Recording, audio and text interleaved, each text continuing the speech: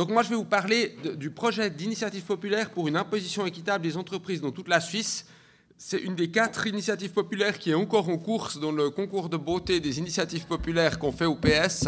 On décidera, il y en aura 2 qui seront éliminées en fin octobre, il ne restera plus que 2, et le choix définitif sera fait en juin de l'année prochaine. Quel est le contexte? Je ne vais peut-être pas m'étendre, vous le connaissez, mais c'est évidemment la crise bancaire qui a mis les États dans une situation très difficile. C'est la crise financière, crise économique, c'est la course à la baisse de la fiscalité dans le monde entier, et puis c'est les difficiles efforts internationaux pour contrer ça. J'ai mis là la brochure de l'OCDE sur l'érosion de la base fiscale et le déplacement des profits, qui est le problème de base dans ce domaine de la fiscalité des entreprises. La Suisse est fortement sous pression à cause de ses mauvaises pratiques, dont l'imposition des entreprises, à cause de sa contribution à l'évasion fiscale des personnes physiques. C'est toute la discussion sur l'échange automatique d'informations, le secret bancaire. Avant, c'était le blanchiment, qu'on a d'ailleurs relativement bien résolu pour ce qui est des autres délits pénaux que la fraude fiscale. Puis évidemment, l'imposition au forfait. Vous voyez que ces dernières années, c'est les 2 graphiques du bas, l'imposition des entreprises a plutôt baissé. Puis maintenant, si on regarde les graphiques à droite, en bas, dans l'Europe des 17, on voit qu'il y a quand même une lente remontée, il y a quand même une lente, ou en tout cas une stabilisation de la baisse des taux statutaires. Maintenant, l'initiative que je propose s'attaque spécifiquement aux mécanos des statuts spéciaux, dit des statuts spéciaux. Qu'est-ce que c'est ces statuts spéciaux? Ces statuts spéciaux, c'est des entreprises qui font leur activité économique pas en Suisse, mais essentiellement à l'étranger, et qui, avec différentes méthodes, rapatrient cet argent en Suisse. Ces statuts spéciaux sont autorisés par la loi fédérale d'harmonisation des impôts directs, c'est l'article 28. Ils ont dans le droit cantonal différentes désignations comme société mixte, société boîte aux lettres, société auxiliaire. Il n'y a d'ailleurs pas besoin de les interdire, il suffirait de supprimer leur statut fiscal spécial et puis elles perdraient toute leur attractivité. Le principe est toujours le même, c'est qu'il y a une activité économique à l'étranger et on fait en sorte par différentes astuces de rapatrier ces bénéfices avant qu'ils aient pu être, ou cette création de valeur, avant qu'elle ait pu être imposée dans le pays où elle a eu lieu. Ensuite, on la comptabilise en Suisse où elle est très peu taxée. C'est toujours le même système. C'est pas qu'il y ait des taux différenciés pour les sociétés internationales, c'est qu'il y a un abattement sur la base. Donc, si une société gagne 100 millions, il y a un abattement, par exemple, de 80%, et puis on dit, en fait, ne sont taxés que 20 millions. Et puis là-dessus, on applique le taux ordinaire de taxation sur les entreprises. Typiquement, l'abattement, c'est 85% pour les sociétés mixtes. Ça, c'est sûr, c'est donc le droit cantonal qui applique cette possibilité donnée par le droit fédéral. La Confédération, elle taxe par contre toutes les entreprises sur un pied d'égalité. Elle les taxe plein pot. Donc c'est l'impôt cantonal et communal qui est très bas, qui attire les entreprises et la Confédération y gagne. Vous verrez que c'est un aspect assez important parce que la Confédération s'est protégée vers l'extérieur en disant mais c'est pas nous, c'est nos cantons. On est désolé, nous Confédération, on peut rien faire. Ce qui rendait fou les Européens. Maintenant la position est évidemment devenue intenable. C'est pour ça que le dossier est en train de bouger. Il ne faut pas confondre la question des statuts spéciaux avec le principe de la holding, qui est la non-réimposition d'un bénéfice déjà imposé. Ça ne me pose pas de problème. Soit si la filiale a payé le bénéfice, il n'y a pas de raison que la société mère paye le bénéfice. Le problème, c'est la double non-imposition, ou la quasi-double non-imposition qu'on a. Donc la question des holdings n'est pas traitée ici, elle n'est pas particulièrement problématique. La seule chose, c'est qu'il faut, à mon avis, si on veut qu'un bénéfice ne soit pas taxé en Suisse parce qu'il a été taxé ailleurs préalablement, il faut apporter la preuve qu'il a été taxé ailleurs préalablement. Or, actuellement, il n'y a pas besoin d'apporter la preuve.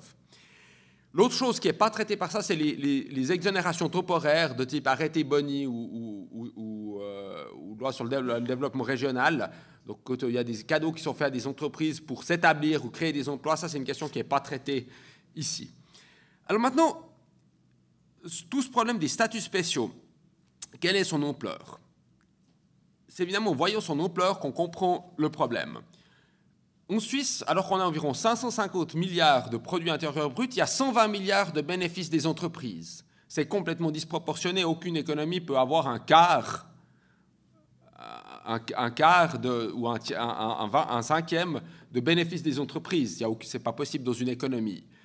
Et sans surprise, on constate qu'en réalité, les bénéfices des entreprises actives en Suisse, c'est 46 milliards, donc environ un petit dixième, c'est assez réaliste, et que les sociétés à statut spéciaux, elles rapatrient 74 milliards de bénéfices venus de l'étranger, donc la base fiscale qui est piquée à l'étranger, que les États étrangers ne peuvent plus fiscaliser, et qui est fiscalisée en Suisse.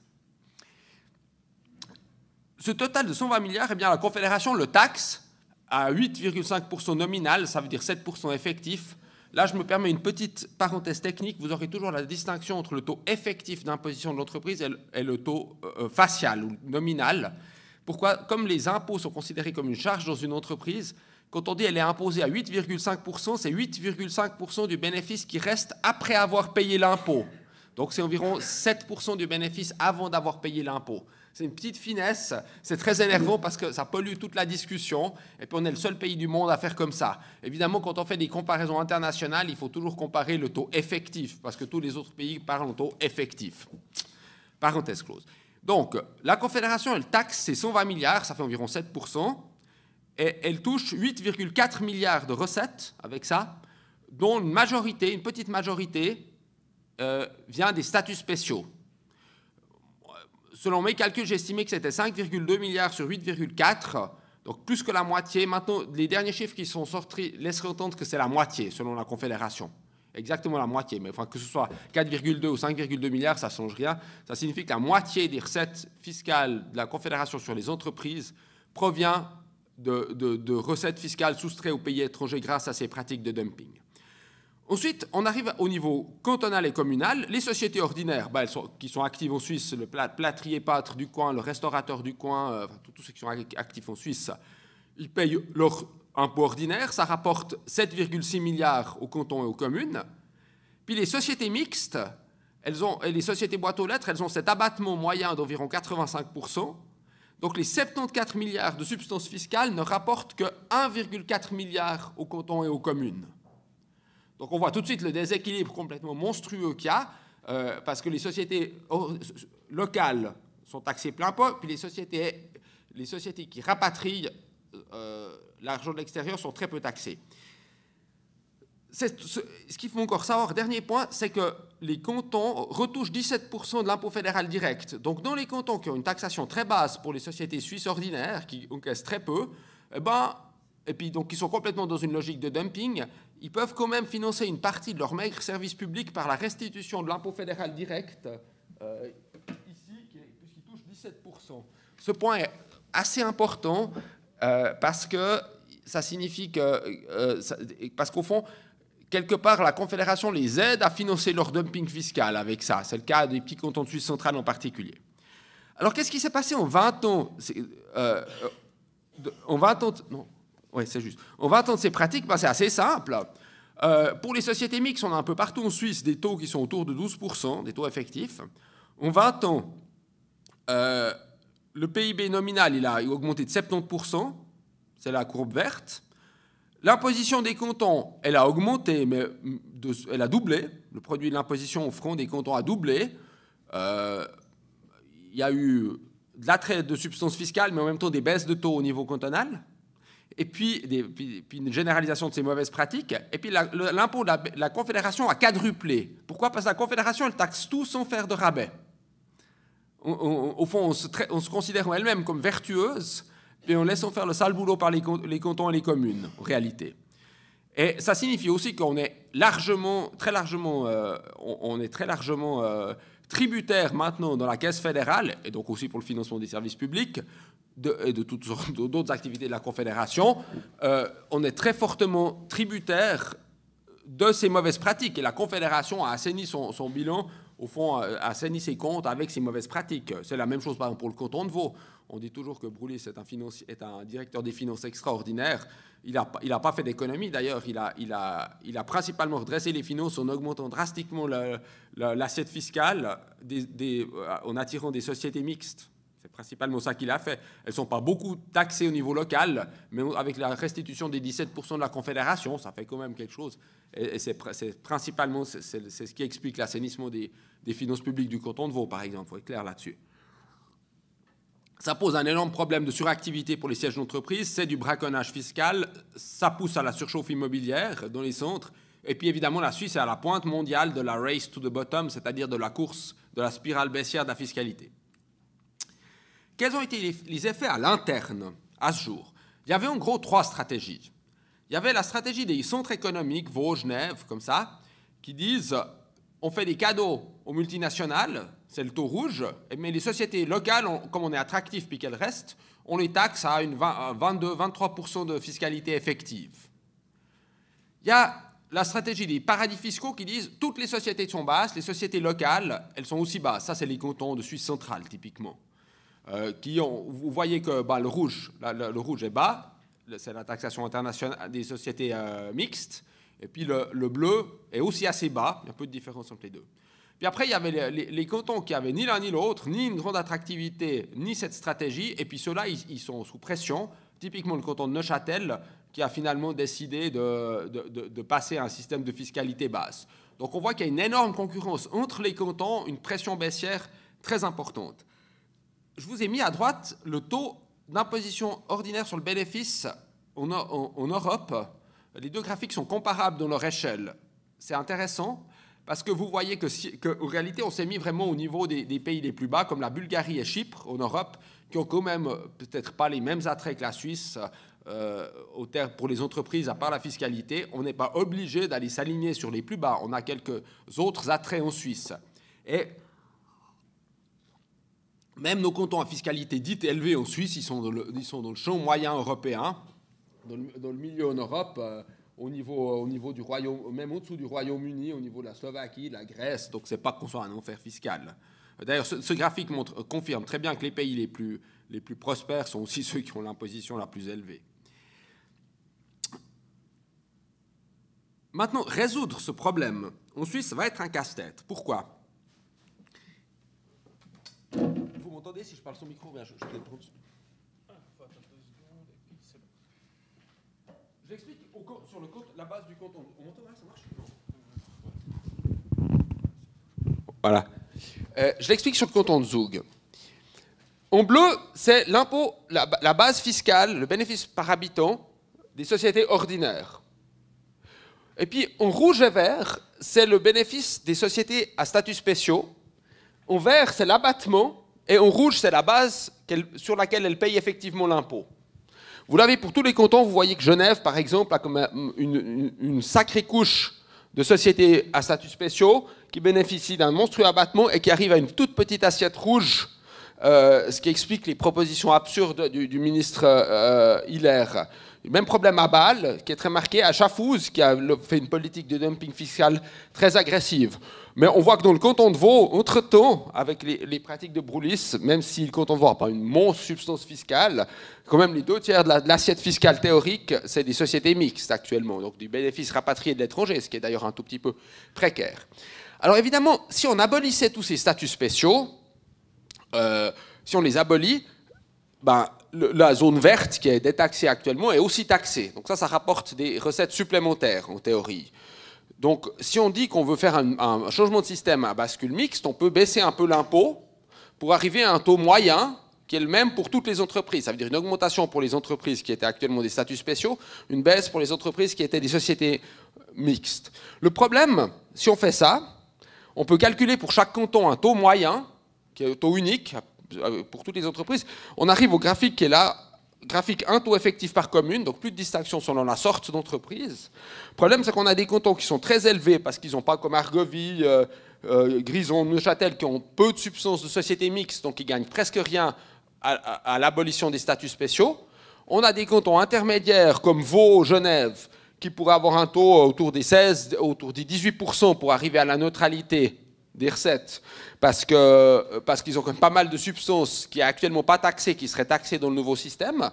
Puis on a les cantons qui sont déjà très bas, non seulement pour les sociétés étrangères, mais pour les sociétés suisses, évidemment le taux résultant là-bas serait bas. Le problème, c'est que cette situation, elle n'est pas stable, parce que les sociétés toutes les sociétés qui rapatrient de l'argent de l'extérieur, qui sont à Vaud, à Zurich ou comme ça, elles vont partir dans les petits cantons. Il y aura une terrible compétition entre cantons suisses pour attirer la substance internationale. Et si vous regardez, ici, la substance internationale sur ce graphique, c'est déjà aligné sur les 12% pour la substance internationale. Donc, ce qui va se passer ici, dans un cas comme ça, c'est qu'il y aura une spirale baissière massive de l'imposition. Et ce ne sera pas stable.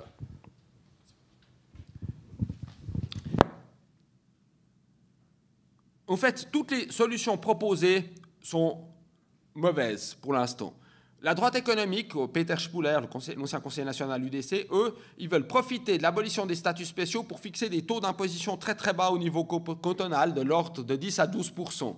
C'est nettement plus que 5 milliards de pertes pour les cantons et les communes, en disant qu'il faut s'aligner sur les taux les plus bas pour rester très attractif au niveau international. Vous avez vu d'ailleurs que c'est un argument complètement stupide, parce que nous, on est déjà les plus bas.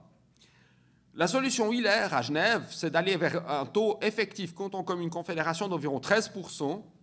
Donc c'est une solution qui coûte, elle, à peu près 5 milliards. Et puis, bon, la solution Hiller, c'est de dire, la Confédération doit nous payer un demi-milliard pour compenser les pertes. Mais ça, ce pauvre David Hiller, il croit au Père Noël, parce que la Confédération, A, elle n'a pas les moyens de payer autant, et puis B, si le canton de Genève se fait indemniser, pourquoi les autres cantons ne se feraient pas indemniser? C'est une conception complètement infantile qu'il a eue là. Ça me consterne.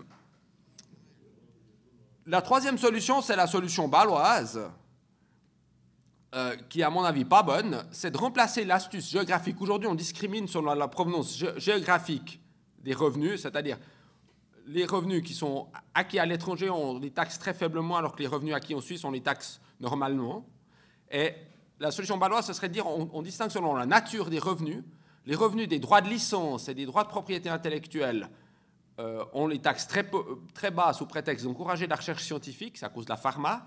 Et puis les autres revenus, on les taxe ordinairement. Et puis à Genève, il y avait éventuellement l'idée de taxer bas les revenus d'intérêt, c'est-à-dire quand une filiale vous paye des intérêts sur le capital, ça, ce serait faiblement taxé. Tout ça parce qu'en gros, c'est les revenus qui viennent de l'étranger. Donc c'est une espèce de cache-sexe pour modifier le système en disant qu'il est plus discriminatoire sur le plan de la nationalité. C'est des solutions qui ne sont pas durables, même s'il y a encore certains pays de l'Union européenne qui pratiquent ces box, parce que leur objectif est clairement l'évasion fiscale. L'Union est en train de serrer la vis. Il y a eu des jugements de la Cour européenne aussi qui disent clairement ce type de mécanismes, ils peuvent s'inscrire que dans une politique cohérente d'encouragement de la recherche scientifique. Il n'y a pas seulement ça, etc. Si leur seul but et leur genèse, c'est pour remplacer d'autres systèmes d'évasion fiscale, ils ne sont pas admissibles. La conseillère fédérale Widmer-Schlumpf est déjà un peu plus réaliste. Elle sait que ces statuts spéciaux doivent disparaître et puis elle sait que les box, en tout cas dans leur interprétation large, ça ne marchera pas. Mais elle propose néanmoins de les introduire un peu, dans une forme plus ou moins tolérée par l'Union européenne, pour permettre de maintenir un certain traitement privilégié des multinationales, ce qui éviterait d'avoir une baisse trop drastique du taux moyen dans les cantons, puisqu'on pourrait continuer à taxer un peu plus les sociétés suisses que les sociétés étrangères. Et puis la Confédération compenserait partiellement les pertes de recettes des cantons. Bizarrement, on ne parle pas des communes dans le rapport de la Confédération, mais là ça devient très flou parce que la provenance esquissée des recettes de remplacement, ce serait éventuellement la TVA, augmenter la TVA, éventuellement augmenter l'impôt fédéral direct, éventuellement des programmes d'économie. Il n'y a évidemment rien sur les communes, puis la situation des communes est assez délicate parce qu'elles ne sont pas à la table, des négociations. Et puis, en plus, c'est beaucoup les villes qui sont touchées par la fiscalité des entreprises parce que les entreprises sont quand même plutôt dans les centres urbains. Puis bon, il y a une solution farfelue à la Broulis qui consisterait à faire un gentleman agreement entre les cantons pour un taux minimum d'imposition des entreprises, mais qui est complètement irréaliste, parce qu'on voit mal le Parlement zougois accepter de s'engager, d'arrêter de faire du dumping fiscal de manière unilatérale. C'est complètement grotesque. Et s'il le faisait, il aurait tellement de recettes qu'il serait ensuite obligé de baisser d'autres impôts. Tout ça pour vous dire qu'en toute immodestie, la seule réponse de gauche, c'est de rehausser le socle fédéral. Et c'est ce que je propose avec cette initiative. Le socle fédéral, il y a ces fameux 8,5% qui sont actuellement prélevés de manière équivalente sur toutes les entreprises. Il faudrait par exemple le passer à 16.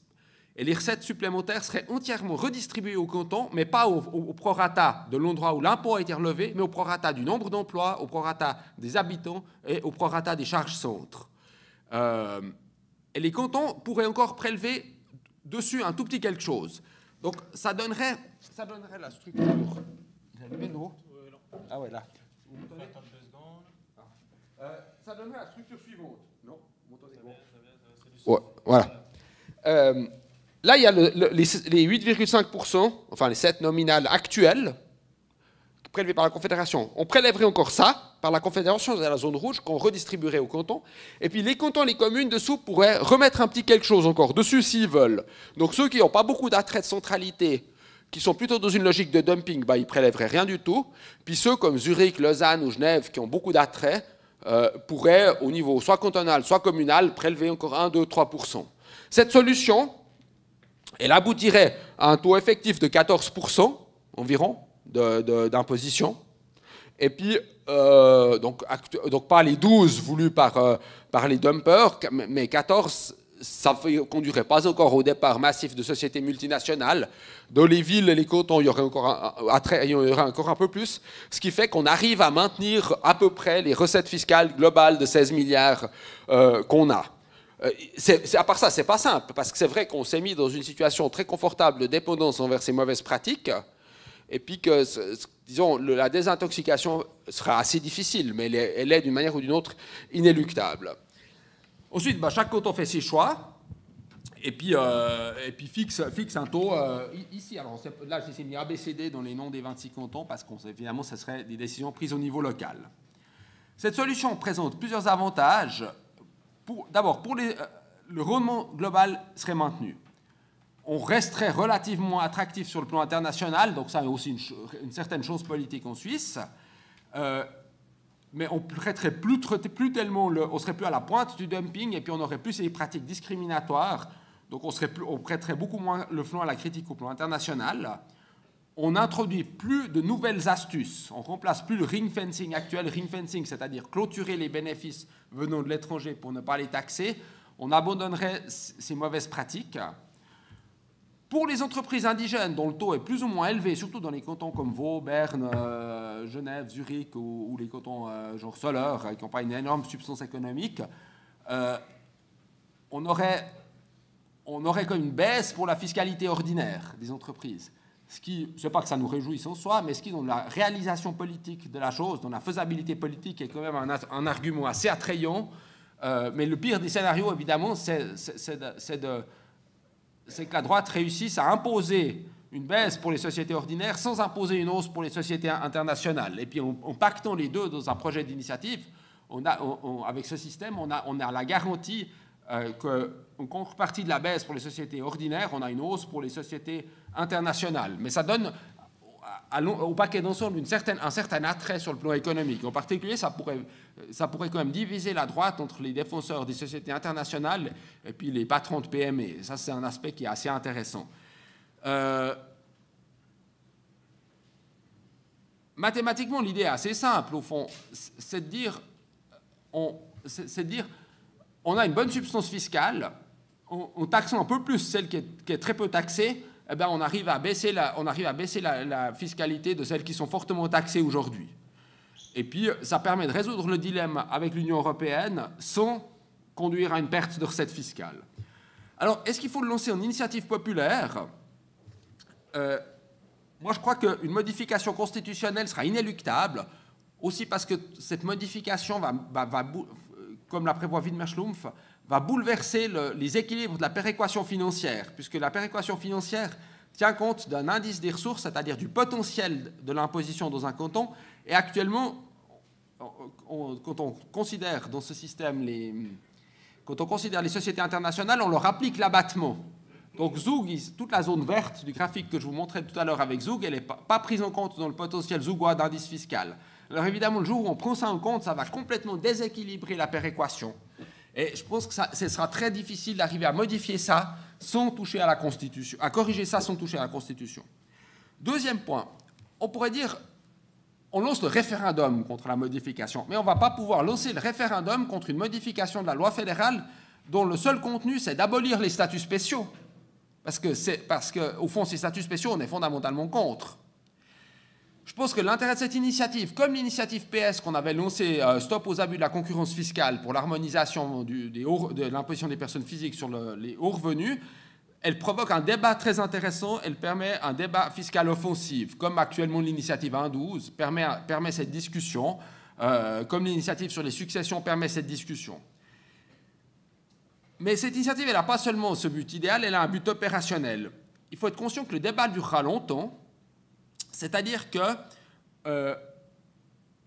d'abord, il faut modifier.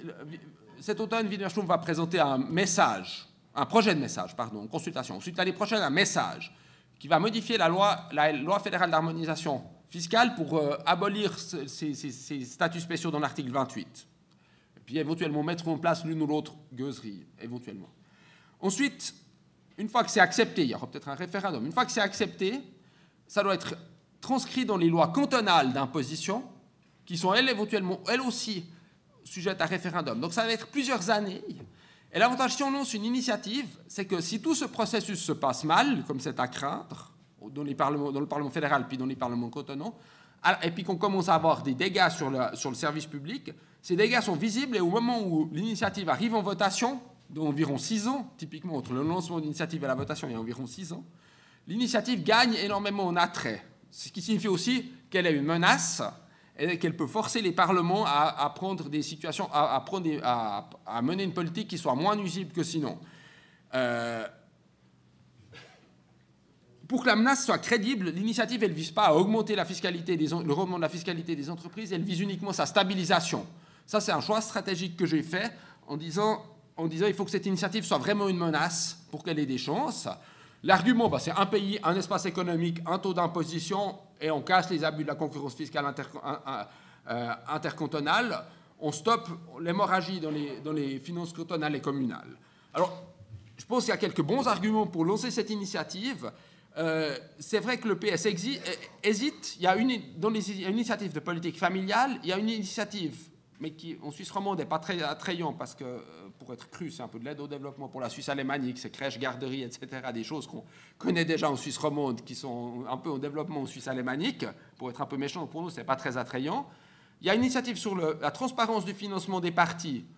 Pourquoi pas, mais même si on sait d'où vient leur argent, ce qu'on suppute déjà, ils n'en auront pas moins, donc moi je ne suis pas très enthousiaste. Puis il y a 2 initiatives fiscales, la mienne, et puis une initiative pour une taxation des transactions financières qui peut-être à attaque plaira encore plus que la mienne.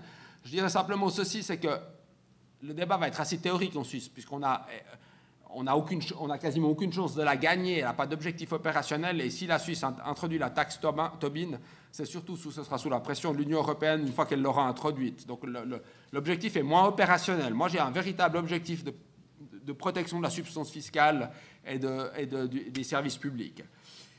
Et puis, donc ça fera l'objet d'une votation. C'est vrai que le PS a déjà lancé récemment plusieurs initiatives fiscales. Il y a celle sur le stop aux abus de la concurrence fiscale qu'on a perdue, mais après un beau débat qui a été utile. Il y a celle sur les successions maintenant, puis il y a celle lancée par la gauche sur les statuts fiscaux, sur les forfaits fiscaux, qui a des chances de gagner, je crois, si on voit les votations cantonales. Donc c'est un truc assez... Donc, ce n'est pas sûr que le PS ait envie de lancer cette initiative. Je vous le dis aussi parce que peut-être que vous aurez plaisir, enfin, peut-être que, disons, si attaque éventuellement de la déclaration de Berne signalait au PS qu'elle était intéressée à collaborer au lancement de cette initiative et à récolter des signatures, ça pourrait influer, mais il faudrait le faire ces prochains jours, puisque les premières prédécisions tomberont le 18 octobre, et puis le 26 octobre, on en sélectionnera 2 sur les 4 qui seront portés à maturité pour être décidés au congrès du PS l'année prochaine sur le lancement. Donc c'est sûr que si cette initiative vous plaît et vous voulez contribuer à ce qu'elle soit lancée, c'est le dernier moment maintenant pour faire une proposition claire à la direction du PS en disant nous on participe pour 10 ou 15 000 signatures au lancement de cette initiative, si ça vous dit. Je vous le dis clairement parce que ils sont un peu fatigués des initiatives fiscales, donc je pars avec un tout petit handicap dans le concours. Si elle n'est pas retenue, elle n'est pas morte, on peut encore toujours la décider de la lancer dans un autre cadre, mais c'est vrai que le PS, ça fait quand même une belle machine de guerre pour récolter des signatures, et puis récolter les 120 000 signatures, ce n'est pas une mince affaire pour pour une initiative populaire fédérale, même si on a 18 mois. Donc si on peut mettre les forces ensemble et s'allier, c'est quand même mieux. Bon, ça c'est le texte, je vous le passe. Il est assez court, ce texte, il est assez simple, au fond. Et puis là, j'ai encore mis un calendrier, si vous avez des questions, où on comprend bien qu'au fond, la colonne de droite, qui est l'initiative, elle arrive vraiment... elle arrive comme une initiative de rattrapage des éventuelles bêtises qui se font dans les parlements fédéraux et communaux, et ça lui donne ça fait une très forte pression. Je rappelle qu'on a fait ça avec succès sur l'initiative sur les transports publics, on a fait ça avec succès sur l'initiative Clean Tech, donc ce système d'avoir une initiative qui fait pression sur le processus parlementaire, on l'a fait sur le climat, on l'a maintenant avec l'initiative sur le nucléaire, c'est quand même... une procédure qui est assez efficace, mais pour ça, il faut que l'initiative soit assez modérée et assez réaliste pour qu'elle constitue une véritable menace. L'initiative sur les salaires minimums a presque réussi. Le Conseil des États a hésité à faire un contre-projet. Mais c'est toujours des initiatives qui doivent être assez réalistes pour faire peur. Voilà, j'ai assez parlé. Je vous remercie.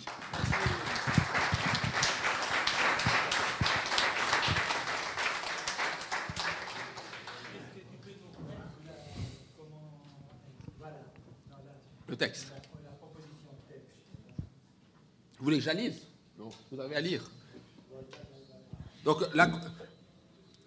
l'article sur les impôts directs, il vient l'article sur les impôts directs des personnes physiques, puis on fait un nouveau sur les personnes morales, puis on dit que la Confédération perçoit un impôt de 16% sur le bénéfice des personnes morales, environ 50%, ce sera précisé parce qu'il faut tenir compte des 17% actuels, du produit de l'impôt est attribué aux cantons qui en attribuent une part appropriée à leur commune.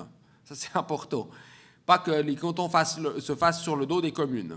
La répartition du produit entre cantons tient principalement compte de la population, du nombre d'emplois et des charges centres. Les emplois, c'est important parce que les emplois dépendent des infrastructures, donc il faut récompenser les cantons qui ont des bonnes infrastructures et qui les entretiennent et qui ont des bons services.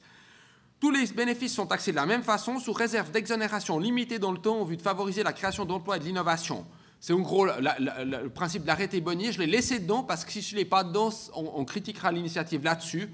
Et puis je ne voulais pas résoudre tous les problèmes à la fois. Le bénéfice provenant d'une filiale n'est pas imposé si la société démontre qu'il a déjà été imposé au niveau de la filiale. En apparence, c'est pour protéger le principe de la holding. En réalité, je le renforce drastiquement puisque j'oblige d'apporter la preuve de l'imposition préalable.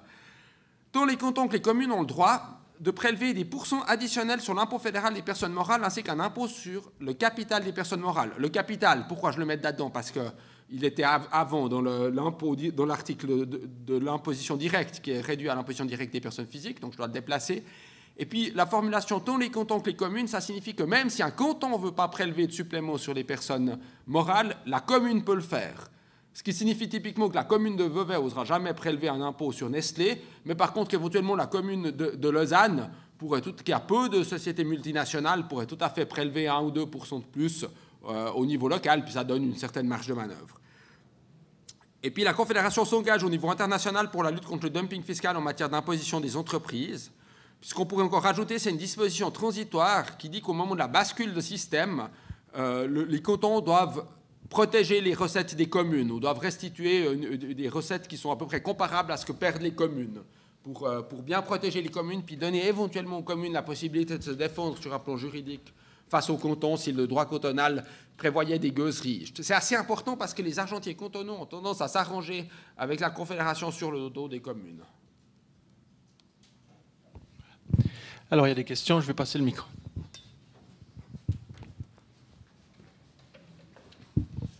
Sylvain Prédervin, juste une question à propos des projections. Est-ce que vous avez différentes projections en fonction d'un éventuel départ de société mixte suite à la nouvelle imposition? Si on a 10%, 20%, 30%, 50% de départ, qu'est-ce qui se passe? Alors, on a mandaté une étude pour faire ça, mais on n'a pas encore les résultats. Mais il faudrait déjà... Le risque, bon, il y a un certain risque de départ. Peut-être que Valais part, peut-être un ou l'autre part. Mais les sociétés... C'est plutôt les sociétés qui sont très proches des sociétés boîtes aux lettres qui risquent de disparaître. Les sociétés mixtes qui ont quand même une activité administrative, elles ont les gens qui sont ici, elles ont investi dans des locaux. Donc, autant il faut beaucoup dumper pour attirer une entreprise, autant une fois qu'elle est là, il y a comme une certaine inertie, elle repart que s'il y a une hausse très substantielle. Donc, si une entreprise passe de 12 à 15, elle ne repart pas encore, ou il y en a peu qui repartent. Mais les calculs on a mandaté une fiduciaire, un bureau d'études économiques pour nous faire des calculs, selon différentes hypothèses, en disant par point supplémentaire, il y a 10% qui partent, 20% qui partent, 30% qui partent, pour essayer d'aller voir où vient ce taux intracantonal moyen de neutralité des recettes fiscales. C'est évidemment là-dessus qu'on nous attaquerait. C'est évidemment, mais on peut dire inversement, il y a peut-être aussi des sociétés indigènes qui planqueraient moins de bénéfices parce que le taux pour les sociétés indigènes serait un peu plus bas. Donc il y a aussi ici des aspects positifs. Puis, de toute façon, c'est clair. Hein, je veux dire, si la Confédération a quadruplé, et puis a quadruplé ses recettes, et puis qu'on est arrivé à avoir plus de 20% du PIB, enfin environ 20% du PIB en revenus d'entreprise, c'est bien quand même qu'on s'est mis dans une situation de dépendance envers ça qui est intenable dans la durée. Donc moi, je ne peux pas complètement exclure qu'il y ait certaines pertes, mais je trouve qu'avec cette voie médiane, où le taux moyen qui en résulterait effectif serait peut-être de 15% au niveau suisse, avec 14% effectifs dans les cantons qui ne prélèvent pas de supplément communal ou cantonal, on limite quand même les risques.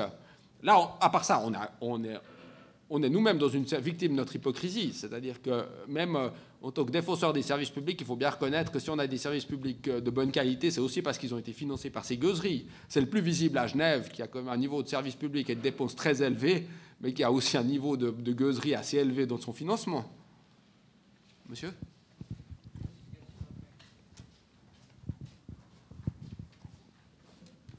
Bonjour.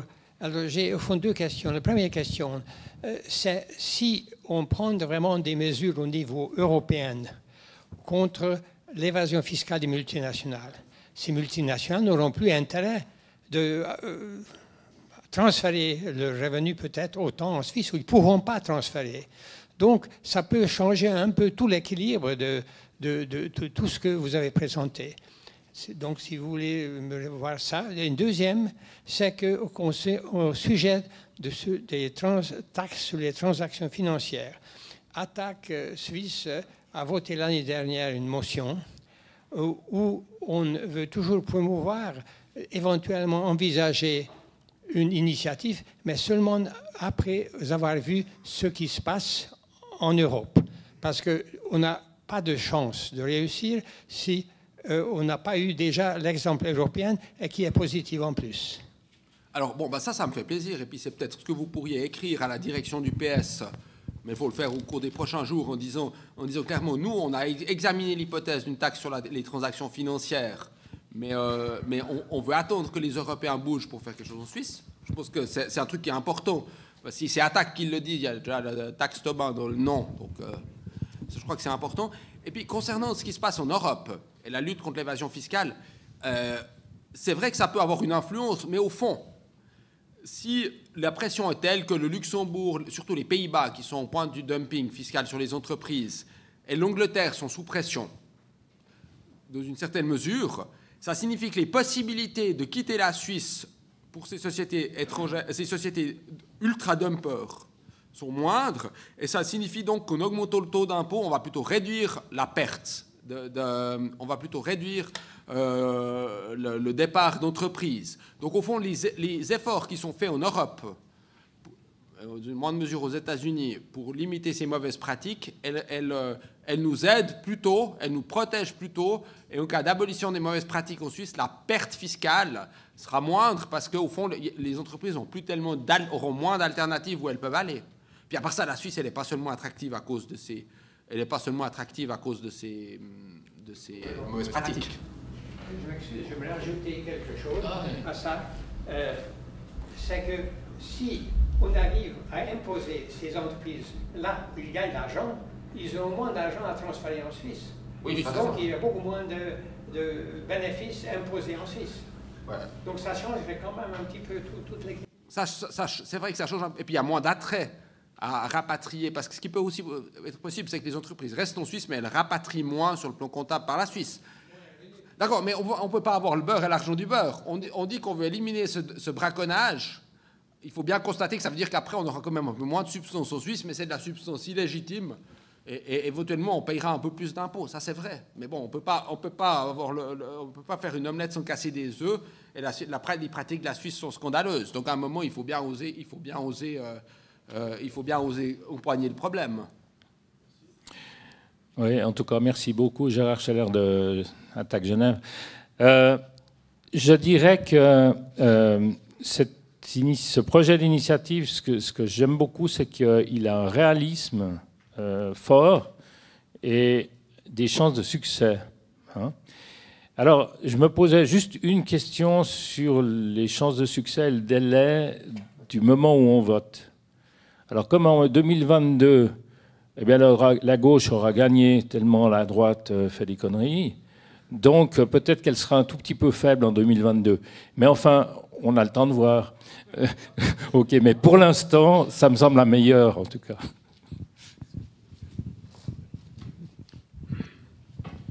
Il y a juste une chose qui me fait un tout petit peu peur. Je partage cet avis, c'est-à-dire que le projet que tu nous proposes va dans le sens d'essayer d'avoir le plus de chances possible à faire passer.